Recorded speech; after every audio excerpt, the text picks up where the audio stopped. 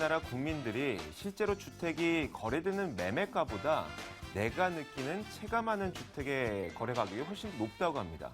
그래서 어떤 한 설문조사를 보니까 많은 국민들이 이렇게 생각하고 있다고 해요. 내가 벌고 있는 연봉을 13년을 모아야지 집 한 채를 살 수 있다라고 느끼고 있다고 하는데, 실제로 이 통계치로 나온 거 보면 국토교통부에서 지난 2014년에 자신의 연봉을 5.7년 모으면 집 한 채를 마련할 수 있다는 통계치도 있다고 합니다. 자, 이렇게 사람들의 심리와 그리고 통계치와에는 괴리가 발생할 수밖에 없는 거겠죠. 자, 그만큼 요즘 이 부동산 시장의 화랑은 계속되고 있다고 하는데, 실제로 집을 구매하려고 하는 이 수요자들의 심리는 더 어려워지고 있는 것 같습니다. 자, 오늘도 부동산 시장에 대한 정확한 전략과 함께 여러분들의 투자 전략을 도와드리도록 하겠습니다. 부동산 가이드 지금 바로 출발합니다.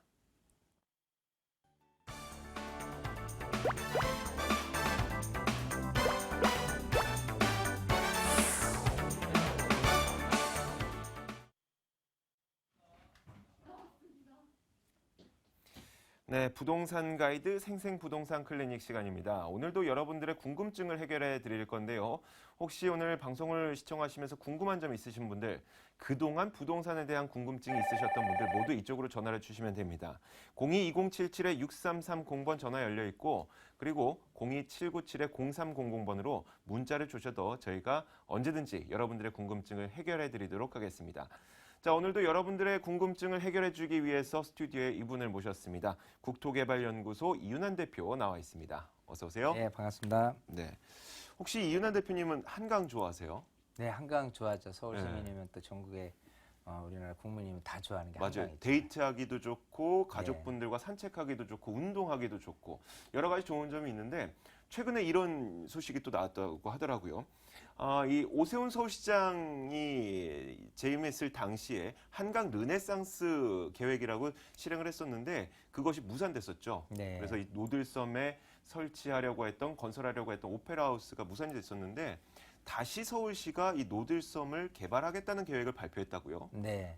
자, 일단 그 노들섬의 위치는 그 동작구 흑석동이죠.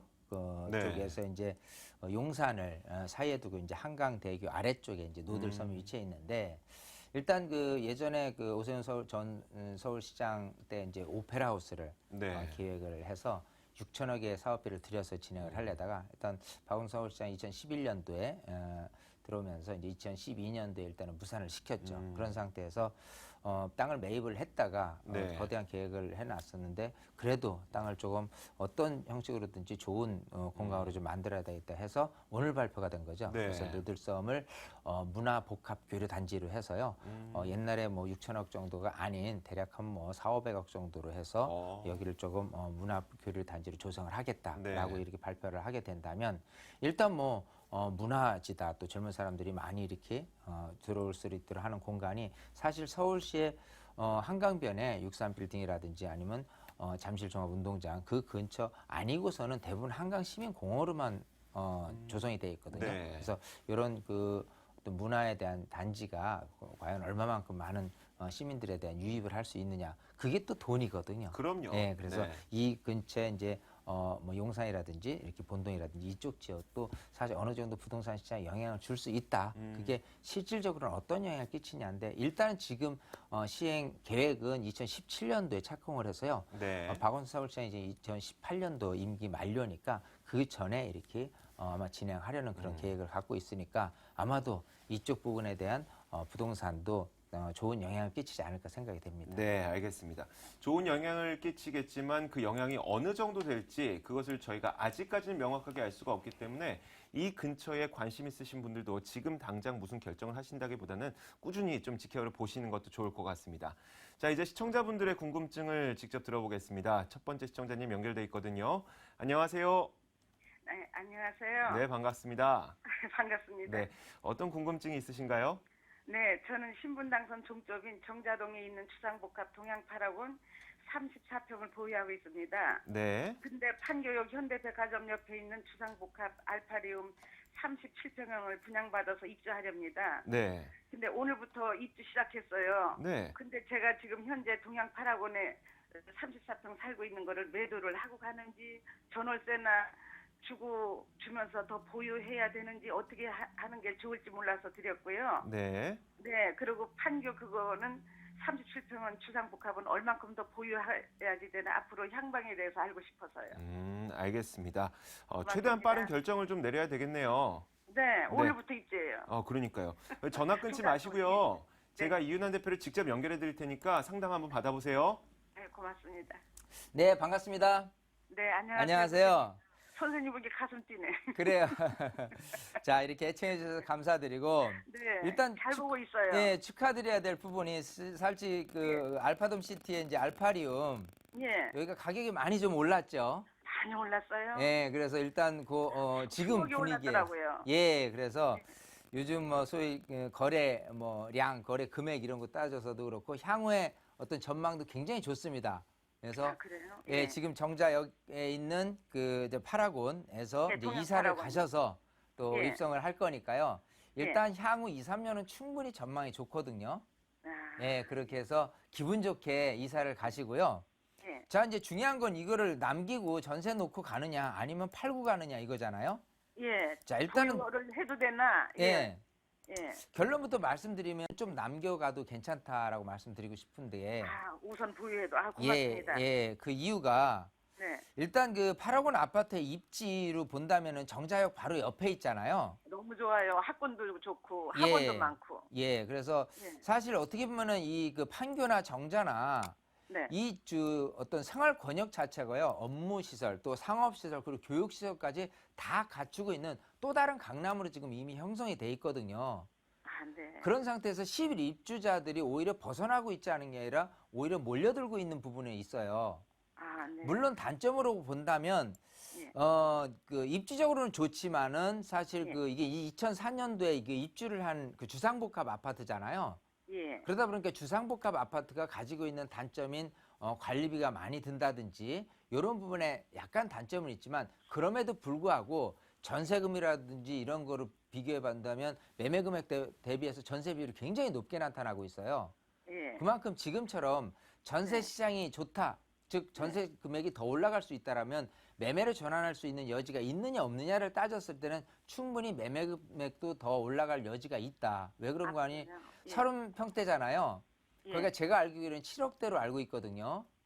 저기 예, 매매가요? 매매 금액이 예. 이제 전세가 근데 한 6억 초중반 정도 될 것이고. 전세는 6억 5천이래요. 네, 그러면은 사실 남겨지는 금액, 즉 전세 끼고 매매가 예를 들어 한 7억 5천이라고 한다면 1억 정도만 남겨진 상태에서 내가 이렇게 어떻게 보면은 투자 아닌 투자를 해놓고 가는 거가 되거든요.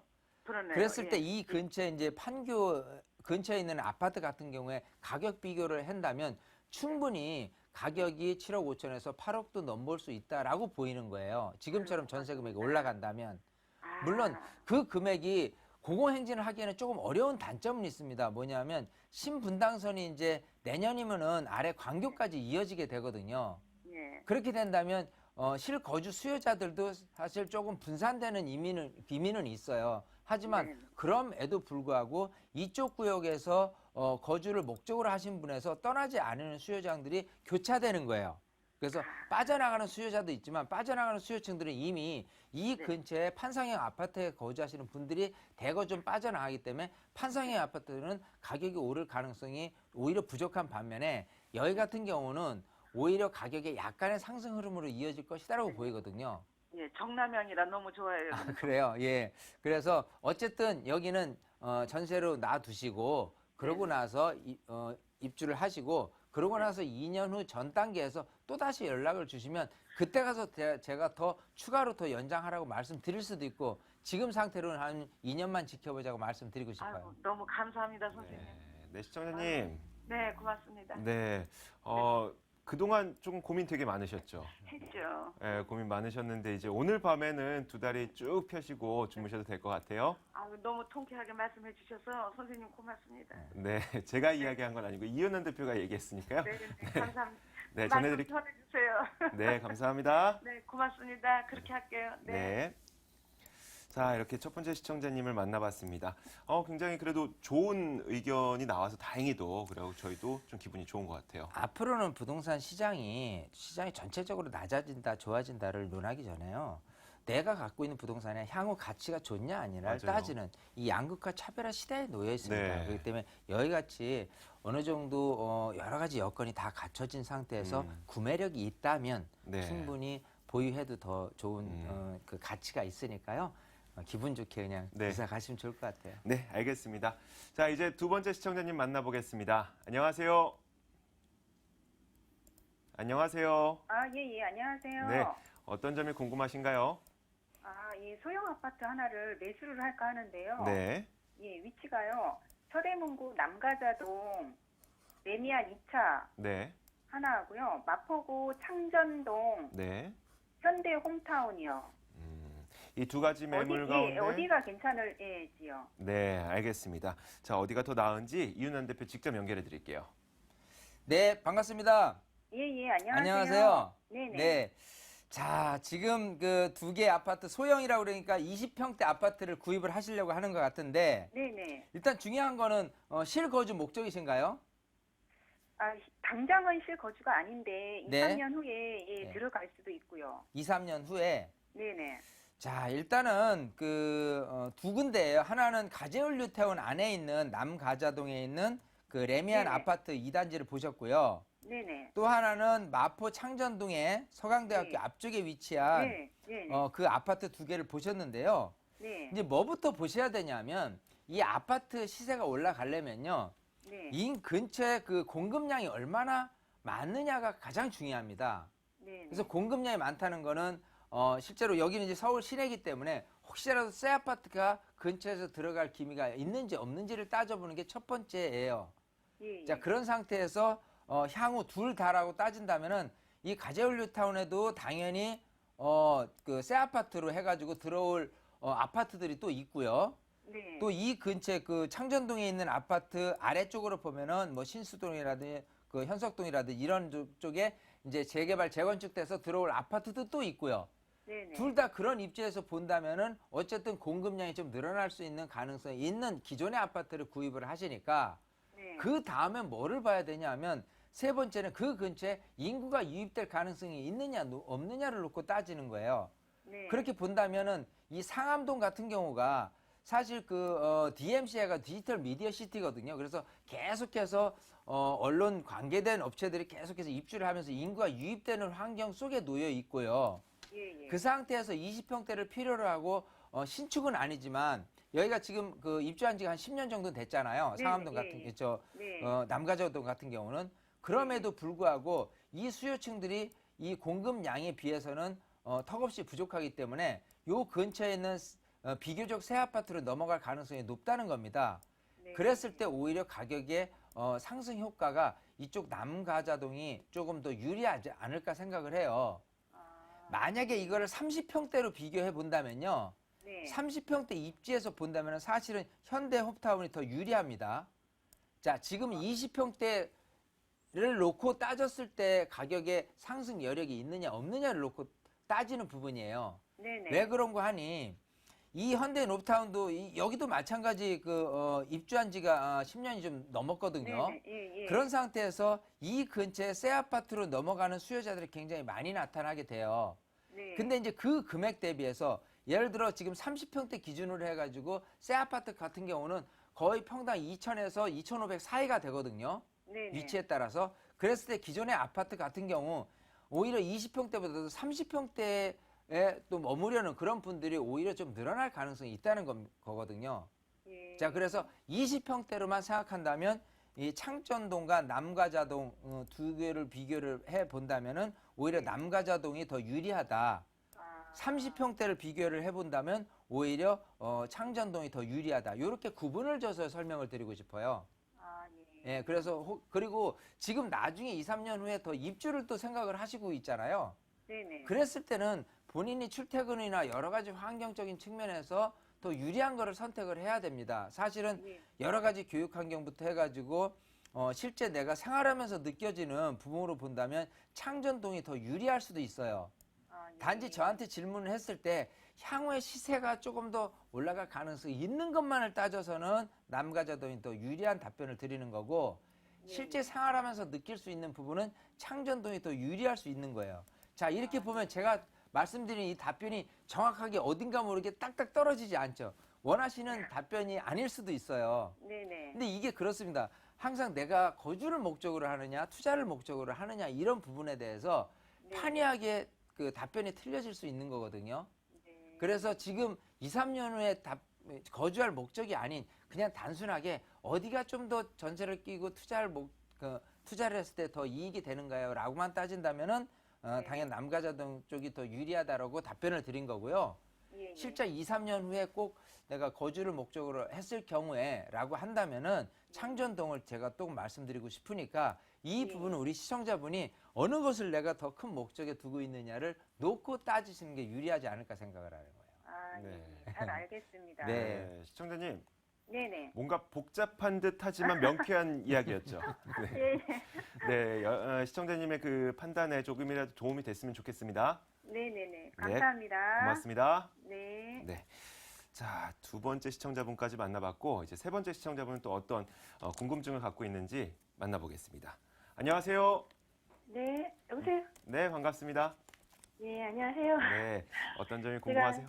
네, 예, 제가 이제 이쪽, 성남에, 네, 여기 남한산성 쪽으로 이제 남편 직장이 있어서, 네, 이제 안양에서 이사를 오려고 그래요. 네, 근데 이제 이사를 오려고 그러다 보니까 이제 전세나, 전월세 같은 걸 이제 들어오려고 그러다 보니까, 네, 이쪽으로 이제 무슨 전세난도 많고 그래서 저도 안양에 살다 보니까 네. 불안한 거예요. 네. 그래서 집이 작은 거라도 하나 사놔야 나중에라도 또 전월세가 올라갈 때 대비하지 않을까 싶어서 네, 은행 주공을 한 22평짜리 하나 샀거든요. 네, 근데 이제 사놓긴 했는데 이게 이제 재개발될 거라는 얘기도 있고 그래서 사긴 했는데 네, 재건축될 가능성이 있는 건지 뭐 저도 금방 뭐 2, 3년 내로 될 거라는 생각은 안 하지만 한 5년 이내로 네, 이렇게 해서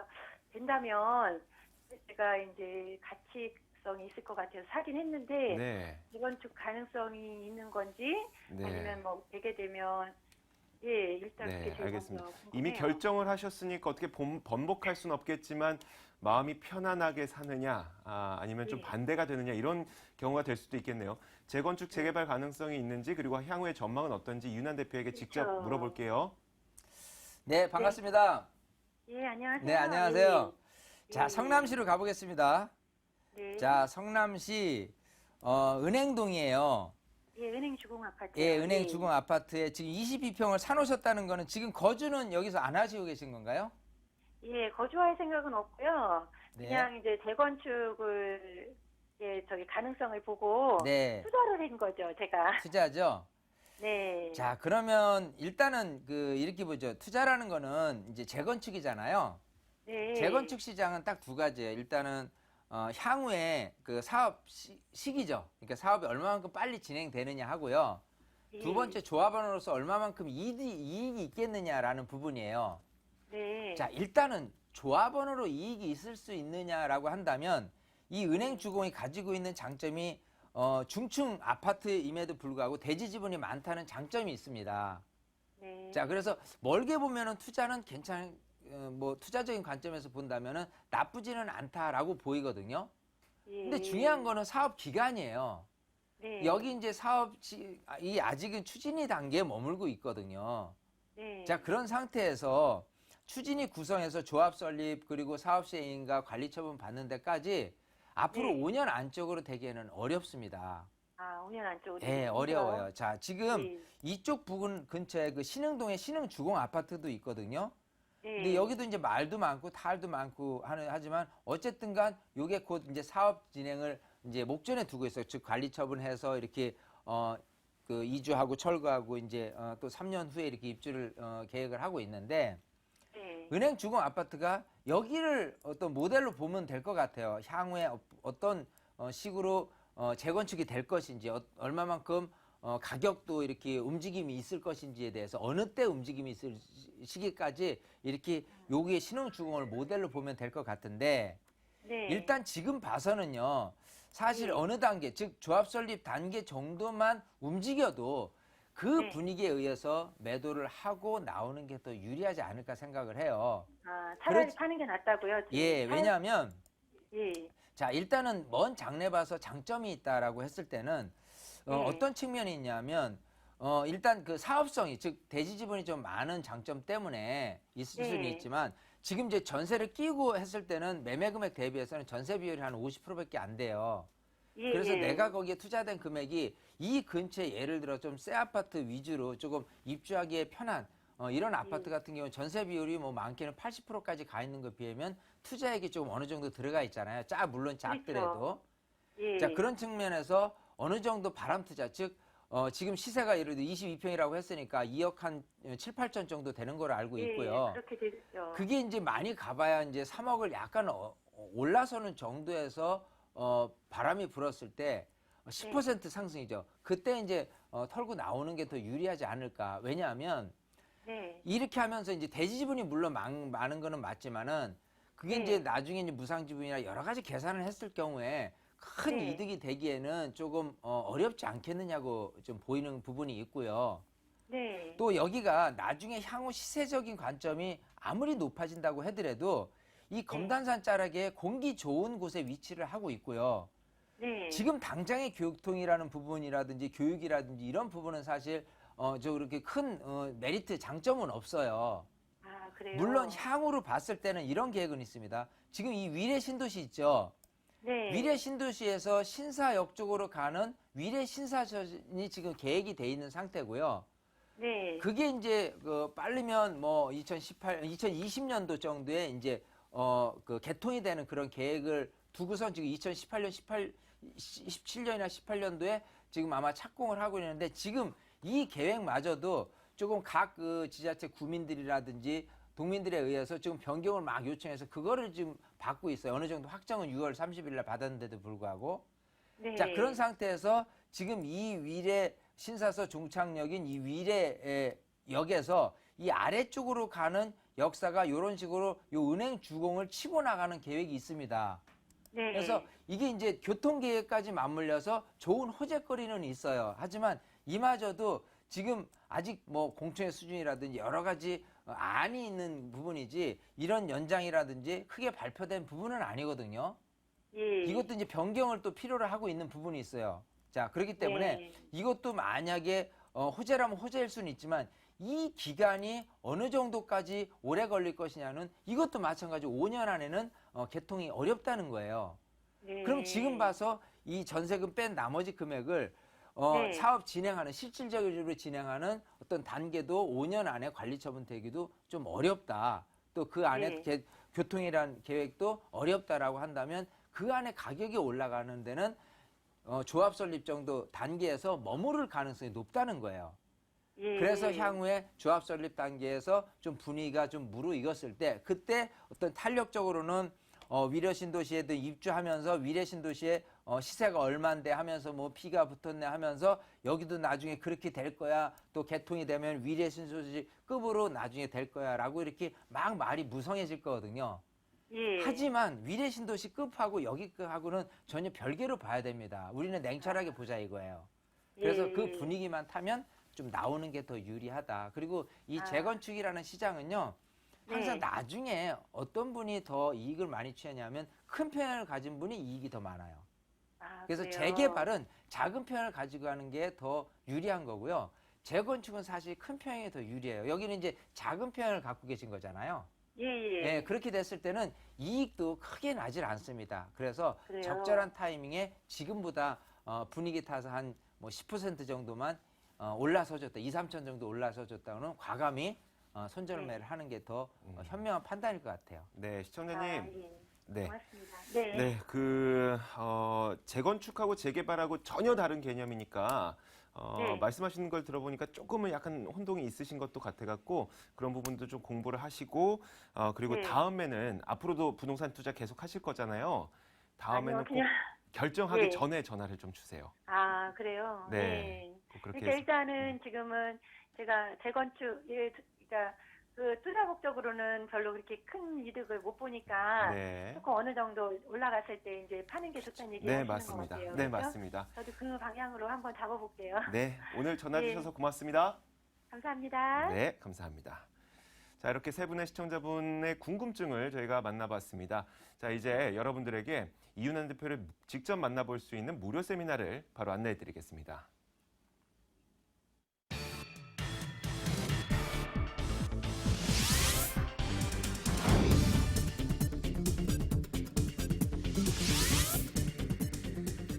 이윤환 대표의 무료 세미나입니다. 주제는 2016년을 준비하는 세테크 전략과 소액투자처 바로 알기고요. 일시는 11월 28일 토요일과 그리고 30일 월요일 오후 12시 30분부터 열립니다. 궁금하신 점은 02797-0300번으로 연락 주시면 됩니다. 지금까지 국토개발연구소 이윤환 대표와 함께했습니다. 오늘 말씀 고맙습니다. 감사합니다.